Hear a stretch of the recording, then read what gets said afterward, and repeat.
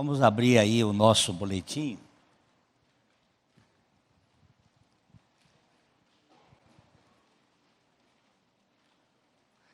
Pastor Oséias, como vai o senhor, pastor Oséias? Você e Lúcia?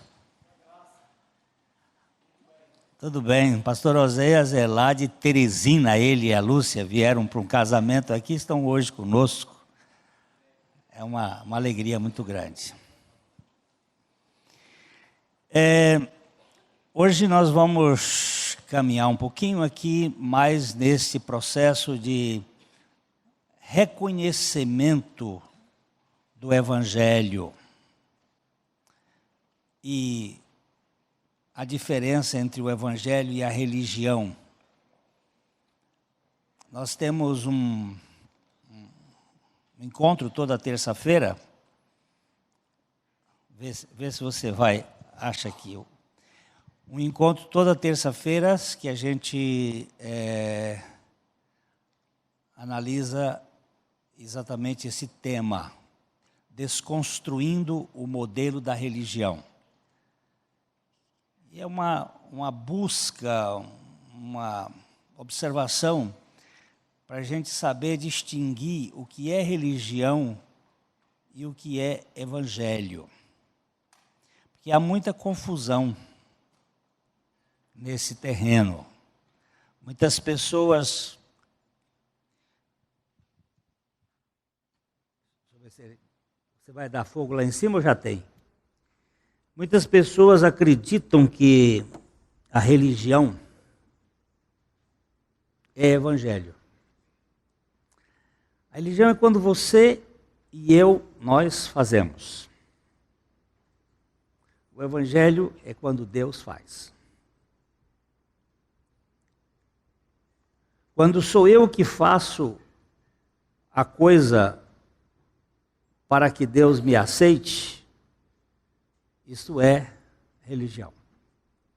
Quando é Deus que faz e Ele me aceita pelo que Ele faz, isso é evangelho. E se nós não discernirmos isso, nós vamos ficar muito cansados, muito sobrecarregados. Este aqui é o terceiro momento aqui pela manhã nos domingos que a gente está abordando essa expressão, o Evangelho de Deus, ou o Evangelho, exalando o Evangelho de Deus. Vamos ler o que Paulo nos diz na segunda carta de Coríntios, no capítulo 11, verso 7. Cometi eu, porventura, algum pecado pelo fato de viver humildemente, para que fosseis vós exaltados, visto que gratuitamente vos anunciei o Evangelho de Deus? Pai, revela-nos o teu Evangelho. Dá-nos a graça da dependência. Em nome de Jesus. Amém. O Evangelho é uma boa notícia que sempre continua como uma boa nova. Não há Evangelho velho ou ultrapassado. Ele nunca se desatualiza, nem perde o seu prazo de validade.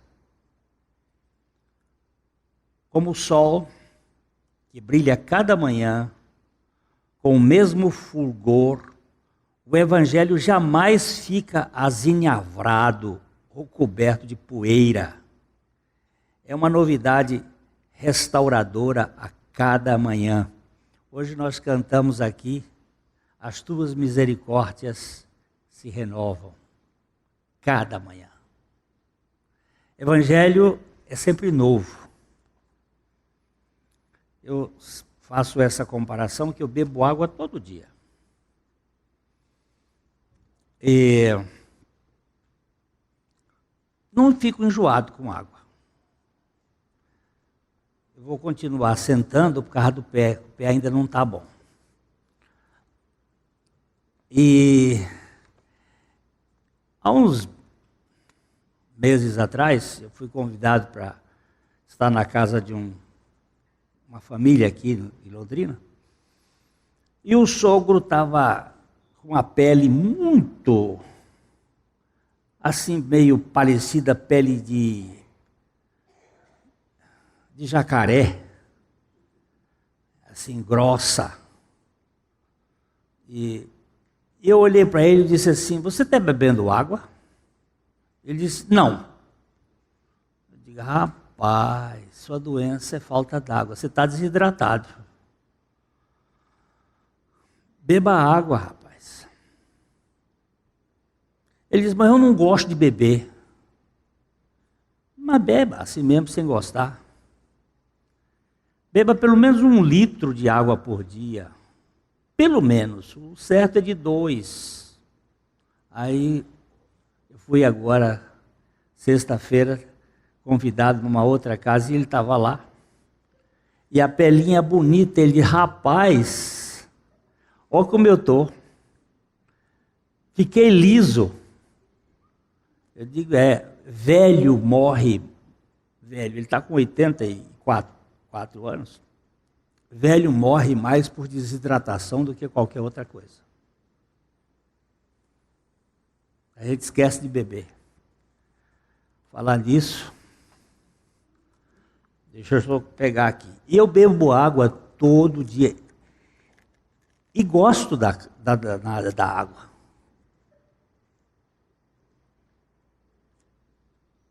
Porque quando você perde a água, seu organismo, que é, a criança é 90% água. Agora eu acho que já sou só 70%, mas de qualquer modo é muita água ainda. E aí eu tenho que recompor. Evangelho é como água.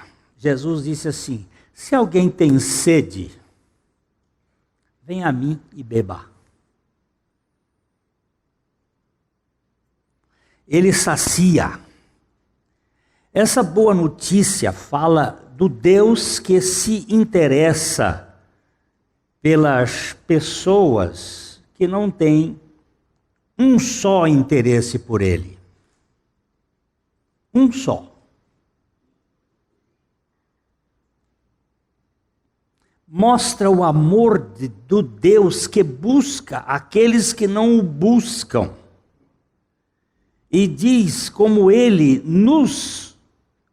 assumiu o preço do pecado, dando ao rebelde a absolvição como pura dádiva. É doação, é dádiva, é graça. O Evangelho revela Deus buscando e salvando graciosamente todos os seus eleitos rebelados e os transformando em seus filhos sem qualquer contrapartida. Vamos ler mais uma vez este texto de Efésios 2, 8, 9. Porque pela graça sois salvos mediante a fé. E isto não vem de vós, é dom de Deus, não de obras, para que ninguém se glorie. Porque pela graça nós somos salvos, mediante a fé. Mas esta fé não é nossa, não é propriamente nossa. Ela é uma dádiva divina. Não é através de méritos, de obras, para que ninguém se vanglorie. Aquilo que eu faço, eu sempre quero pegar um aplausozinho, nem que seja de passagem. Vocês veem que, normalmente, as mulheres, quando fazem, o homem também faz isso, mas é mais com mulher que eu vejo. Quando ela faz uma comida, aí você come, se você não disser nada, parece que não. Aí diz: tá salgada? Nem que seja um pouquinho. Porque a gente quer ser reconhecido, quer ser visto. Eu sofro mais com os elogios do que com as críticas. Porque os elogios, eles enchem o meu peito e eu fico meio vaidoso. Então, eu vejo que quando você não faz nada e recebe tudo, é desconcertante. É humilhante. Você não fez nada, hein? Não se conforma. Não se conforma. Eu já contei isso aqui.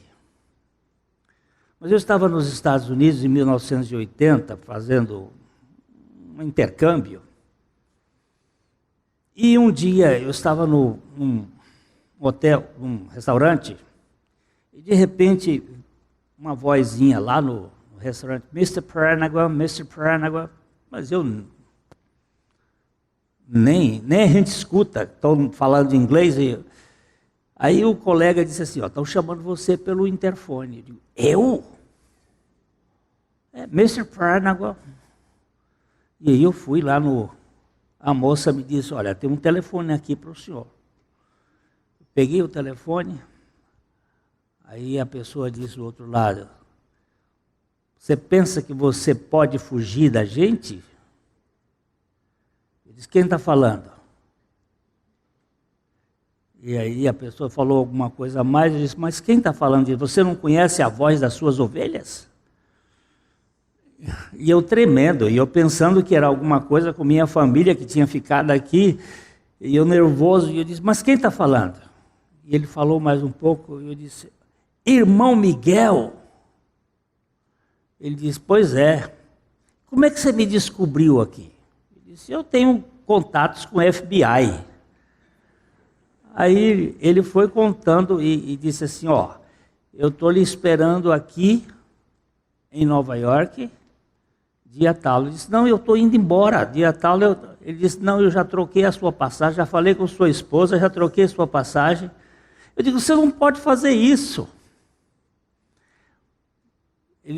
Para diminuir a história, ele me fez passear com ele uma semana.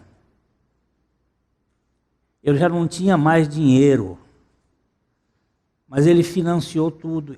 Gente, isso é desconcertante. Você fica sem condição. Você não sabe receber.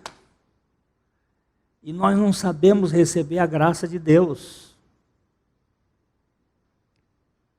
Nós queremos fazer uma troca. Nós queremos fazer pelo menos alguma coisinha a mais. E não tem. No reino de Deus é graça do começo ao fim. Vemos que o Evangelho é um assunto da graça plena de Deus e que nada tem a ver com negócio. Não é troca, nem tem troco. Não há comércio no âmbito do Evangelho de Deus e ninguém pode tentar compensar o Altíssimo com qualquer recompensa. O Evangelho não é uma doutrina a seguir, é uma pessoa com quem vamos nos envolver. Não é GPS guiando-nos ao destino celestial, é relacionamento pessoal e afetivo que vai nos governar em todo o nosso modo de viver. O Evangelho é a vida de Cristo em nós, depois de termos sido crucificados com Ele.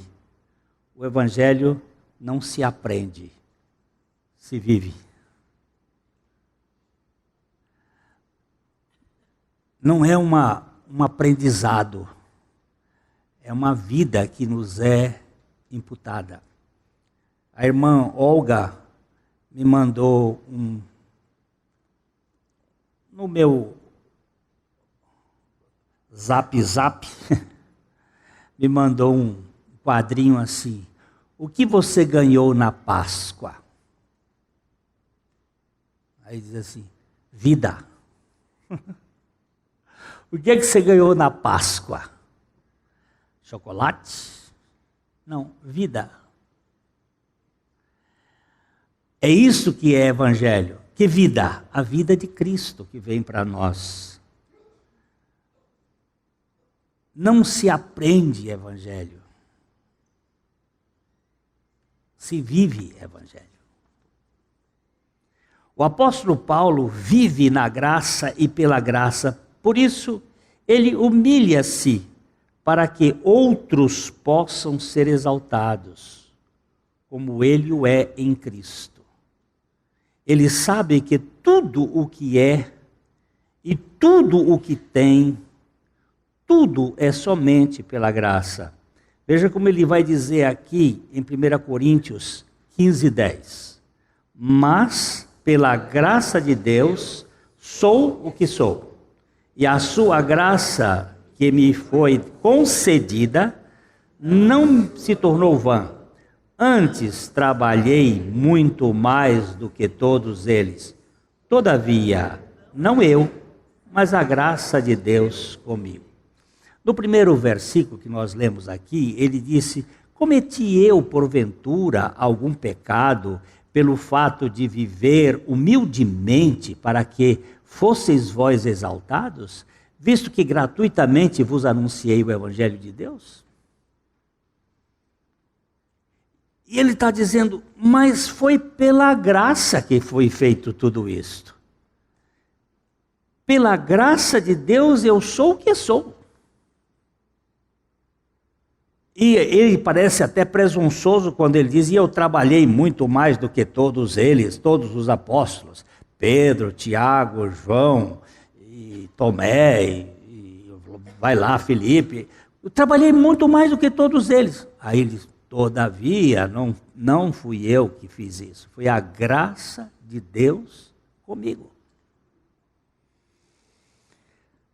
Paulo vive a vida de Cristo em amor à igreja rebelde, ainda que se entristeça e sofra por sua deslealdade. Ele funciona em termos diferentes do que os falsos apóstolos, que nos versos 12 e 13 do capítulo em foco são enganosos e disfarçados. Nesses versículos 12 e 13, o apóstolo Paulo fala sobre... Põe aí, por favor, 2 Coríntios 11, 12 e 13, para a gente só dar uma olhada. Ele fala sobre o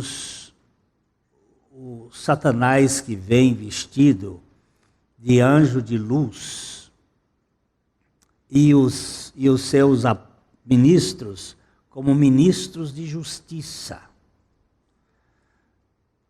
Você presta atenção no Brasil agora que também a coisa são assim, os ministros da justiça são um perigo.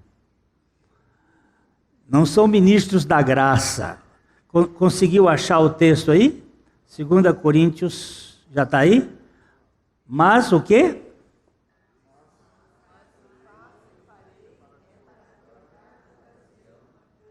Que buscam com o intuito de serem considerados iguais a nós, se gloriam.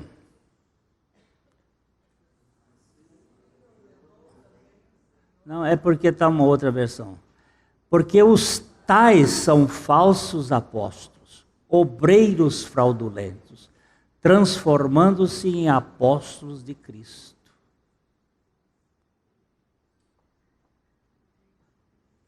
Como é que eu vou saber que uma pessoa é apóstolo de Cristo e o outro não é apóstolo de Cristo, quando os dois falam em nome de Cristo? Porque ele diz assim, nem todo que diz Senhor, Senhor entrará no reino de Deus, mas aquele que faz a vontade de meu Pai que está nos céus. Como é que nós vamos saber? É isso que a gente precisa saber discernir essas coisas.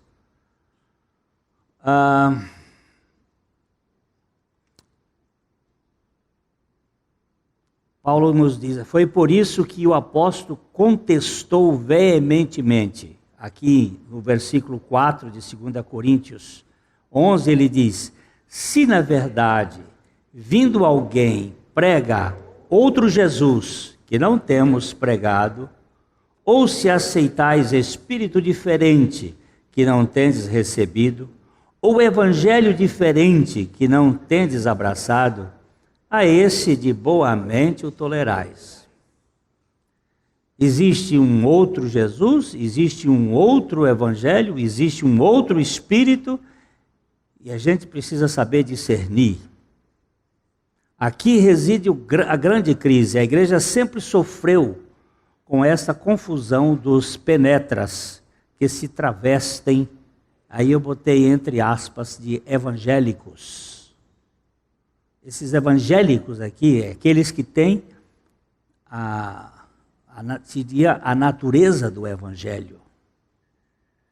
A questão é como essa igreja que tinha o testemunho do evangelho puríssimo e convincente na vida e no ministério de Paulo, como pode ser enganada por essa corja de falsos apóstolos? A resposta é: assim como a serpente enganou a Eva com a sua astúcia. O versículo 3. Assim como Satanás se disfarça em anjo de luz, no versículo 14, desse mesmo modo, o bando de falsos apóstolos se disfarçam em ministros da justiça. Não ministros da graça. Ministros da justiça. São legalistas, a preocupação deles é com comportamento. Eles estão mais do lado do irmão mais velho, da parábola do pai bondoso, do que com o irmão mais novo. O irmão mais novo é chamado de pródigo, porque foi um gastador. Mas aquele irmão mais novo é o irmão do arrependimento. O outro é o irmão do emburramento. Ele fica lá emburrado, porque ele está cheio de direitos. A questão é como essa igreja que tinha o testemunho puríssimo agora, no Evangelho de Jesus Cristo, os seus ministros são reconhecidos como reais ministros da graça. Vivem da graça, vivem na graça e vivem pela graça. No falso evangelho, esses tais ministros se preocupam com a aparência comportamental e se esmeram na pregação da lei, sob rígida exigência da justiça retributiva. São legalistas, moralistas, nunca pastores do rebanho de Deus. As tentações e os falsos ensinamentos vestem-se de roupas atraentes para se camuflar e recontar a história cultural vigente. É um mundo onde o sucesso foi definido pela retórica e pelo pedigree. Os falsos apóstolos tentaram mostrar que Paulo estava em déficit e que a sua mensagem da graça não passava de uma fraude. Outro dia, um irmão que veio de uma outra comunidade disse assim: eu comecei a frequentar aqui a igreja e aí encontrei o meu pastor e conversando com ele, ele disse: você está sumido? Eu disse: não, eu estou frequentando ali a igreja batista. Ele disse: não vá lá não, que eles só pregam a graça lá. Não vá lá não, que eles só pregam a graça lá. E esse irmão disse: pois é, eu estou achando bom, porque é só pela graça que o negócio funciona mesmo. A gente acha que a graça você não faz mais nada. Pelo contrário, você viu o que Paulo disse? Eu trabalhei muito mais, só que não foi um trabalho na base do cheiro do CC. Foi um trabalho movido a amor e à graça de Deus. As tentações e os falsos ensinos, assim. Nesse mundo onde o sucesso religioso é definido pela riqueza autoalcançada, ou o poder do capital, dos números, das multidões, dos franchises, de contratos mundiais, que até nos dizem o que querem ouvir, precisamos de luz e mais luz para discernir o que é o Evangelho. Senão estaremos envolvidos nos mesmos engodos dos coríntios. Nós precisamos, queridos, ter os nossos olhos abertos para o Evangelho. Para poder proclamar o Evangelho, devemos mostrar que a definição de nossa cultura de sucesso, ou seja, dinheiro, controle e fama, não tem poder transformador. Só o poder da cruz é capaz de anular a ambição pelo poder, riqueza, fama e controle. Não tem outro jeito. Só o poder da cruz. Paulo chama nossa atenção para o seu modo de viver, sem ostentar qualquer privilégio ou requerer alguma retribuição. Ele privou-se dos direitos e prerrogativas, a fim de que a mensagem do Evangelho não sofresse com a ideia comercial. Com certeza, preferiu passar necessidade a ter necessidade de se desculpar do seu impróprio modo de agir. Eu prefiro padecer para que vocês recebam a graça do que fazer um negócio com vocês, achando que é por aí que está a verdadeira teologia. Essa teologia da prosperidade tem trazido um prejuízo. O Moca mandou ontem uma ovelha, mas aquilo me chamou a atenção. A ovelha ficou perdida 6 anos. Ficou sem pastor. Depois vocês procuram na internet. Ela está desse tamanho de lã.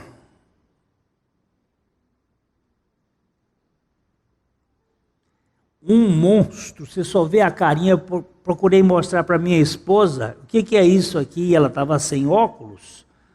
Aí ela olhou assim, o que é isso? Digo, repara à direita. Aí botou os óculos, mas o que é isso? Era um monstro assim, a ovelha. Ela tá... É que não sei se dá para ver aquela ovelha, mas é uma coisa horrível que a bichinha estava. Sabe o que aconteceu com ela? Ela ficou sem pastor 6 anos para tosá-la, para limpar, para cuidar dela. E a lã foi crescendo, crescendo, crescendo. E aí vinha um texto dizendo assim, nós temos um pastor. E o pastor levou todo o peso do nosso pecado, da nossa culpa. Jesus fez uma obra perfeita em nosso favor. Ele tirou esta lãzona que está em cima, que a gente fica pesado. O pastor, o nosso pastor, é Jesus Cristo. Ele é o supremo pastor. Ele é o bom pastor, que dá a sua vida em favor das suas ovelhas. Ele tosa, e tosa bem tosadinho, e tira tudo para ele, carrega para ele, não deixa nenhum peso para nós. Por isso que ele disse assim, vinde a mim, todos vós que estáis cansados e sobrecarregados, e eu vos aliviarei. É tão precioso isto, né? O apóstolo sabia que, capítulo 9, verso 14 de 1 Coríntios, assim ordenou também o Senhor.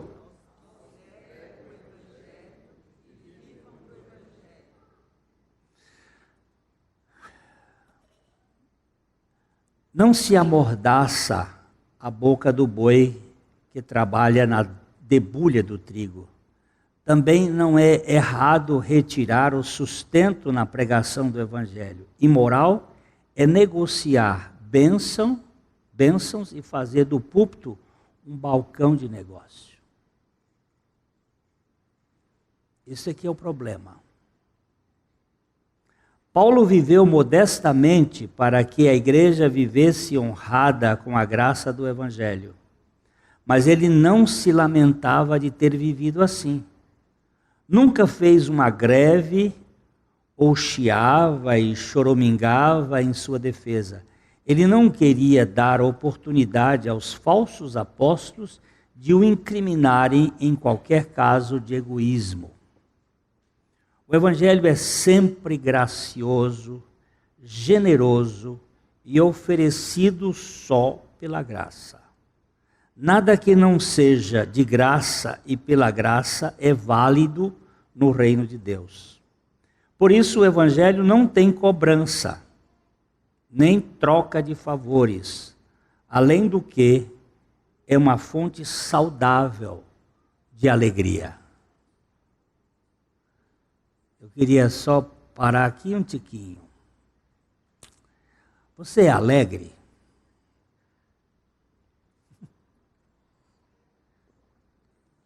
Não estou perguntando se você é sorridente.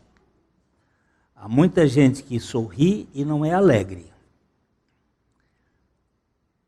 Muitos sorrisos, eles disfarçam a pena de viver mais nada. Você é alegre? Hoje de manhã, Oi, meu amor. Hoje de manhã, quando nós paramos o carro, a irmã desceu com as suas filhas e disse: eu estou muito contente, muito alegre. E as meninas também muito alegres. Diz: porque Cristo Jesus ressuscitou e é a nossa vida. Opa! Aqui começou a fazer sentido. As mulheres levantaram-se de madrugada para fazer o serviço que elas não puderam fazer na tarde da sexta-feira. Untar o corpo do Senhor. Mas quando eles chegaram lá, cadê o corpo? Não está aqui, ressuscitou. E elas, tomadas de grande alegria, depois de ouvirem: não temais. Por que vocês estão buscando entre os mortos aquele que vive? Tomadas de grande alegria, saíram correndo e voltaram para dizer: olha, o Senhor ressuscitou. Esta é o canto. É o canto do povo de Deus. Por que somos alegres? Por causa da alegria do Evangelho. O Evangelho de Deus arrebenta os portões das notas dolorosas da cítara, mas abre alegre as portas doces da harpa e os símbolos retumbantes do júbilo em meio às tempestades e tormentas deste mundo turbulento. O Evangelho é um canto de amor. Ontem eu recebi de um amigo de São Paulo o retrato de um amado menino, rapazinho, que tem câncer, perdeu um braço, tem diabetes, e ele bota o retratinho dele e diz: de onde vem a alegria destes olhos e deste sorriso. Então, a confirmação vem da ressurreição de Jesus que vive nele.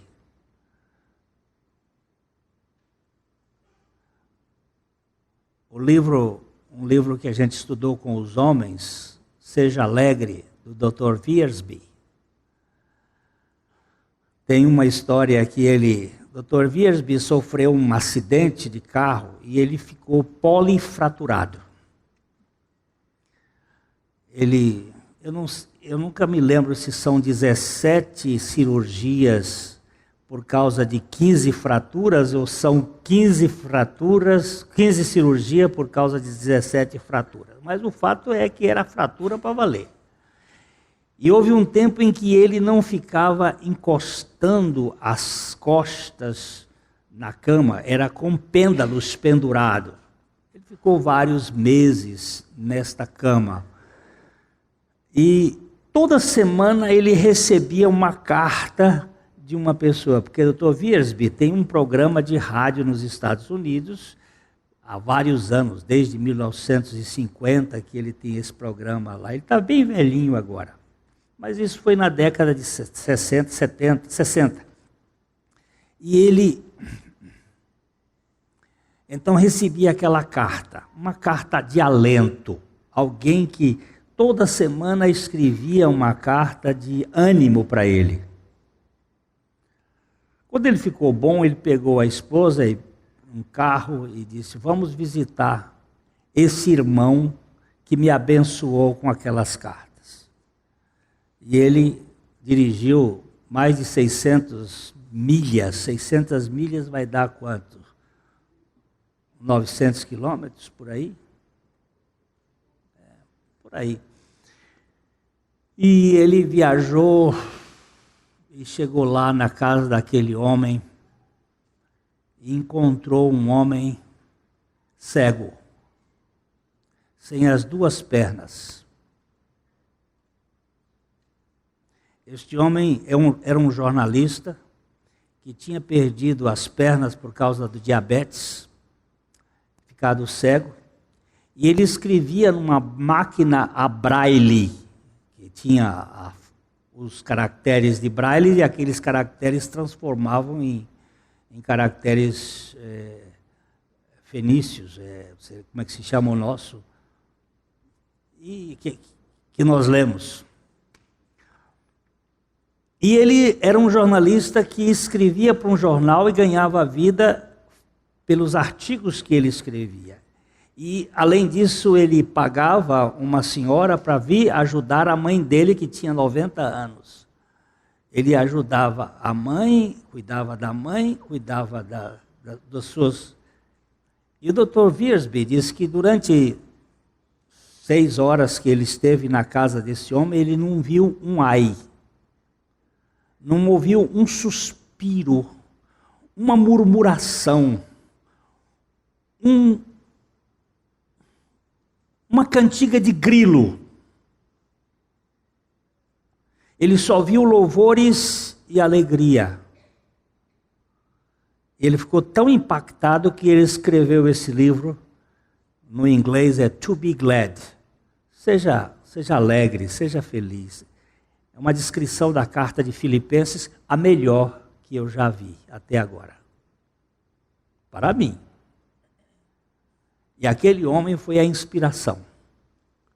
Sem pernas, sem vista, sem saúde, mas cheio de graça, cheio de Cristo.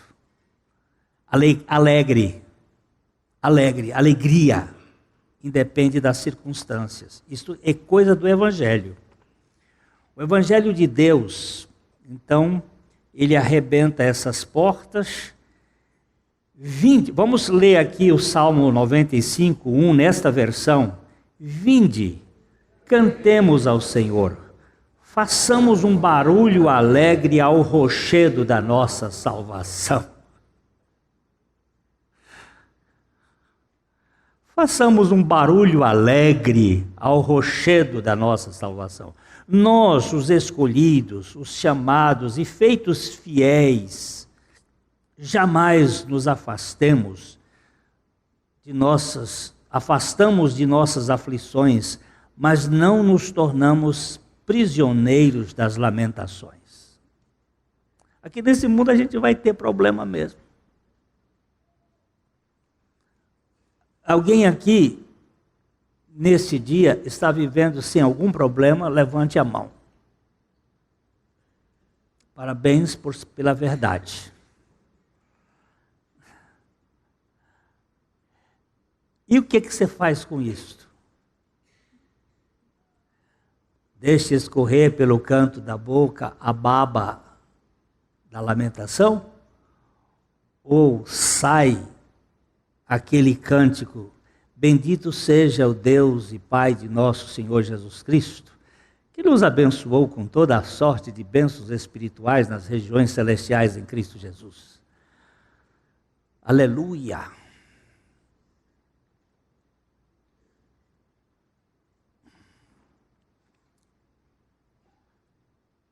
Eu não compreendo as nuvens negras e a dor em mim.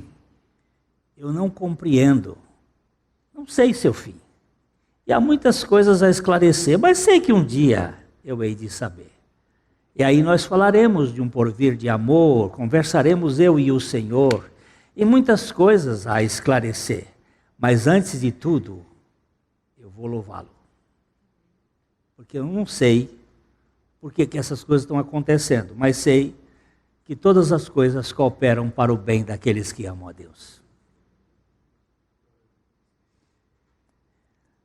Devido ao cálice transbordante do Evangelho de Deus, a nossa cultura agora é não participar dos lamentos alheios, das murmurações dos seus problemas, uma vez que somos nós que temos a árvore edulcorante para lançar à piscina amarga de Mara com alegria, engrandecendo ao Senhor.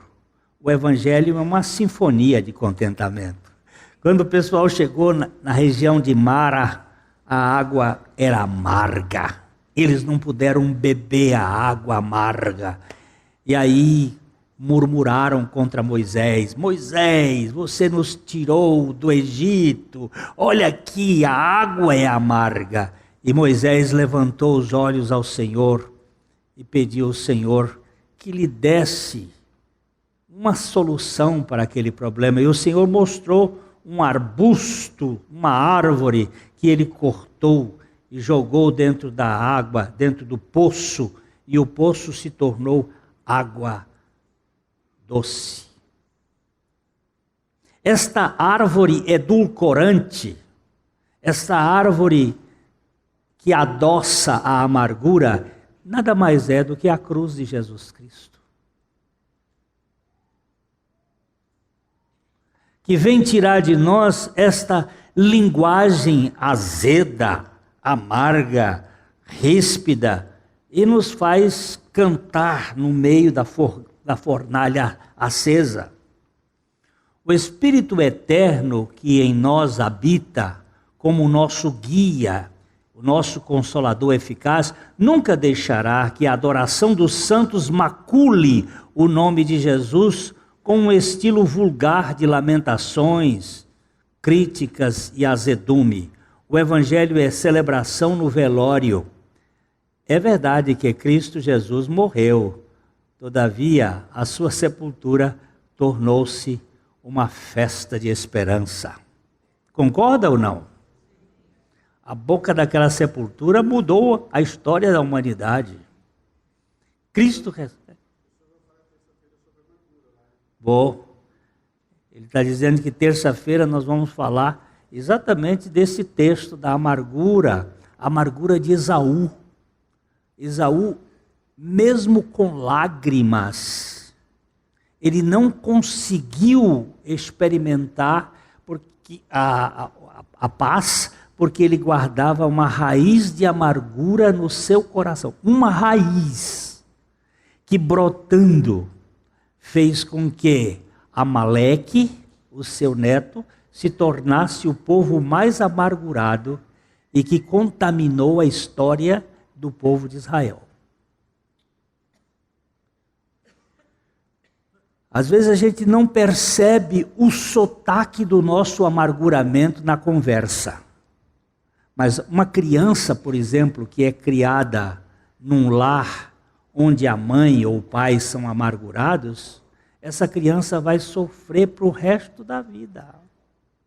Aquela cultura que fica no café da manhã, já começa, no almoço tem mais uma dose, no jantar também tem, e o negócio vai se pegando e a criança vai ficar para o resto da vida, se ela não for trocada. Se o Senhor não fizer uma obra na vida dela para trocar esta mentalidade, ela vai ficar a vida toda igual Fenemê.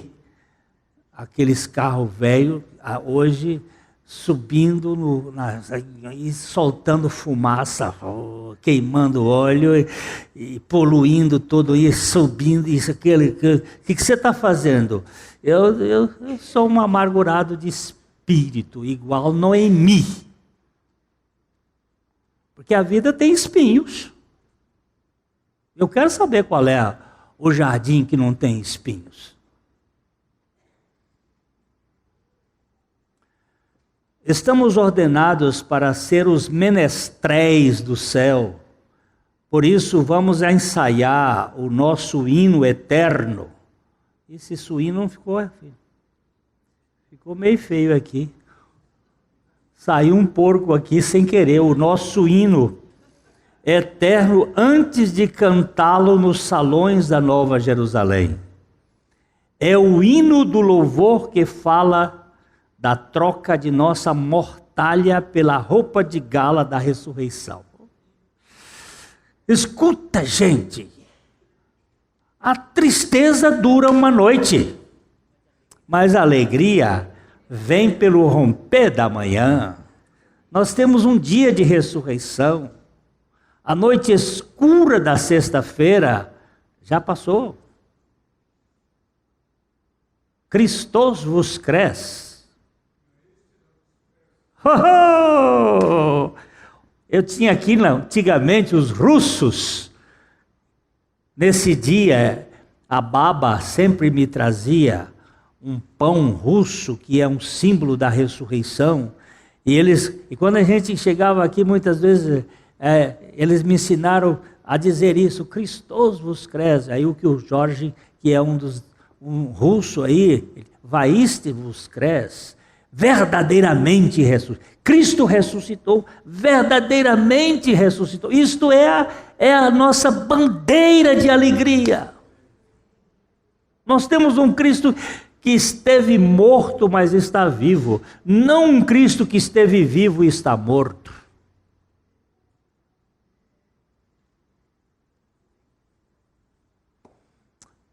É um Cristo vivo que faz a diferença.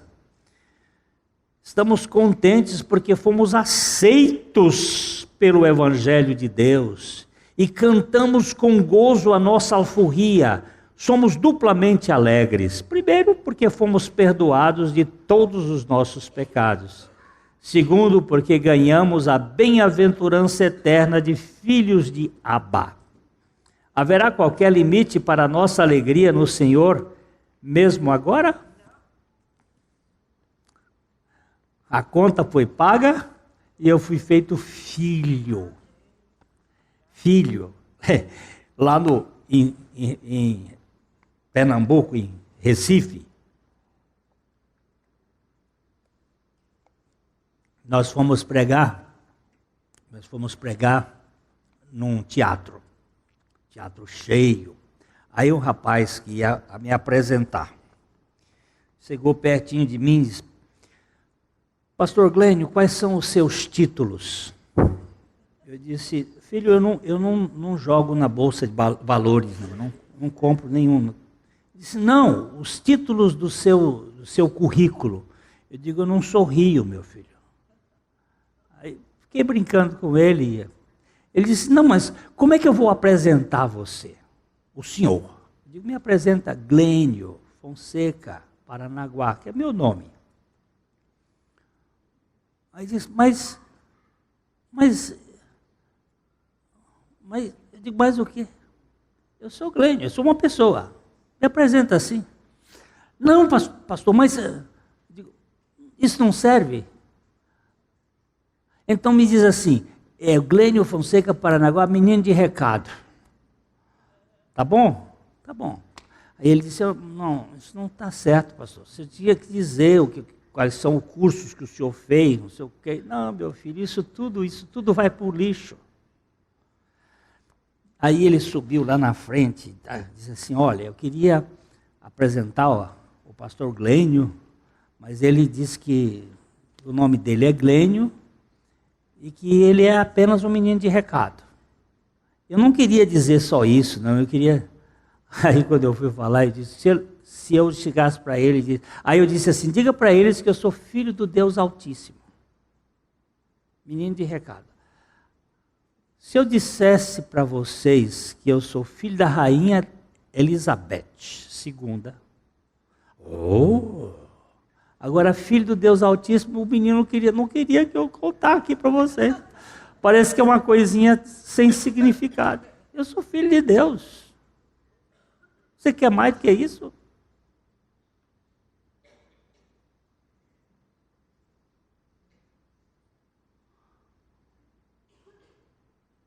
Eu sou filho de Deus. O que você é? Você quer mais do que isso?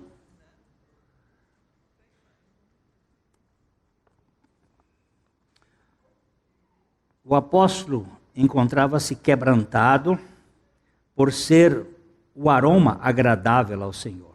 Nós também, do turno da madrugada, encontrados pelo Senhor, somos feitos por Ele em seu laboratório, como hena e nardo e cálamo e canela, feitos com a sua melhor fragrância, mesmo que agora, para o louvor da sua, mesmo aqui e agora, para o louvor da sua glória. Não somos carniça, somos perfume. Somos o bom perfume de Cristo. Nosso prazer e nós é nos alegrar em Ti, Jesus, o Evangelho de Deus. Nada nesse mundo deve tirar a nota de júbilo que corre em nosso ser, mesmo por trás das lutas desta era.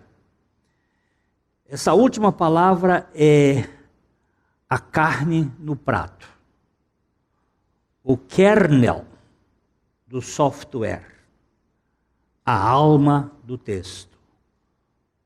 Oh, que céus são postos em Jesus! Tu foste feito mais alto do que os céus.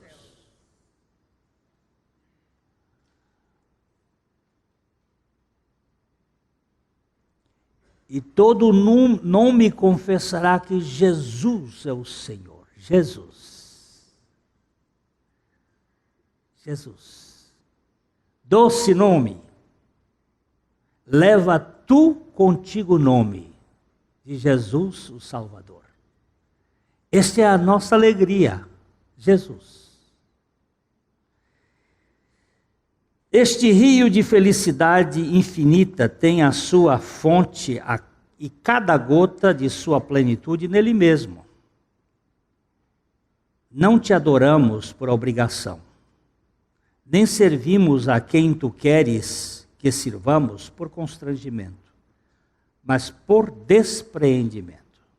Se somos humilhados para que os teus sejam exaltados, nisso não há sacrifício, porque o nosso prazer é fazer a tua vontade. Isso aqui é uma forma de dizer o seguinte: eu não sou obrigado a fazer nada na obra de Deus. E o que eu faço e o que eu vier a fazer sem alegria, não tem valor nenhum.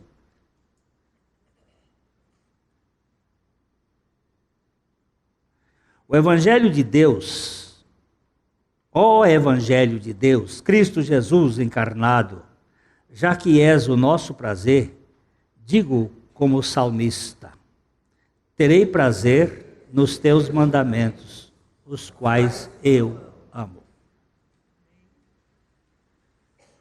Livraria PIB Londrina. A Livraria PIB Londrina procura selecionar cuidadosamente seus títulos e autores a fim de oferecer conteúdo alinhado com o Evangelho de Jesus Cristo. Bíblias, livros de teologia, filosofia, devocionais, literatura infantil, biografias, comentários bíblicos e muito mais. Dispomos também de um acervo de CDs e DVDs das quase 4.000 mensagens ministradas na Primeira Igreja Batista em Londrina. Visite a Livraria PIB Londrina e conheça ainda mais. Livraria PIB Londrina, de segunda a sexta, às 13h30 da tarde, às 6 horas. Endereço: Avenida Paraná 76A, próximo ao Calçadão, no centro de Londrina. Ligue para 3372-8921 e acesse o site www.livrariapiblondrina.com.br.